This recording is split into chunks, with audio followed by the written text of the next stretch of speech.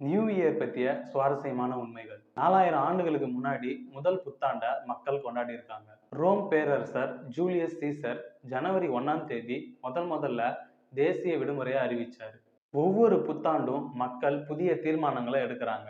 இது மாதிரி எடுக்கப்படுற தீர்மானங்கள் ஜனவரி 2வது வாரமோ இல்ல ஜனவரி 3வது வாரமோ மக்கள் அந்த தீர்மானங்களை கைவிடுறாங்க. அமெரிக்கால மக்கள் நியூ இயர் கொண்டாடுறப்ப கிட்டத்தட்ட 360 பில்லியன் கிளாஸ் ஒயினை மக்கள் குடிக்கிறாங்க.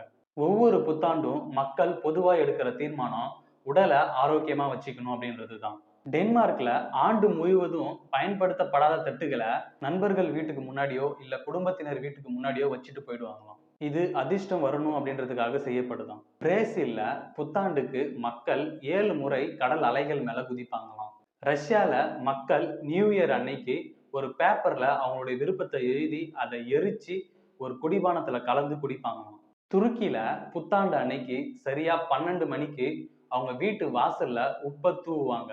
இது எதுக்குன்னா உப்பு தூவுறதால அதிர்ஷ்டம் அப்படின்னு அந்த மக்கள் நம்புறாங்க. சீனால புத்தாண்டை ஒரே நாள்ல கொண்டாடி முடிக்க மாட்டாங்க. 15 நாட்கள் சீன மக்கள் புத்தாண்டை கொண்டாடுவாங்க. இது மாதிரி தெரியாத தகவலை தெரிஞ்சுக்க மறக்காம நம்ம சேனலை சப்ஸ்கிரைப் பண்ணுங்க.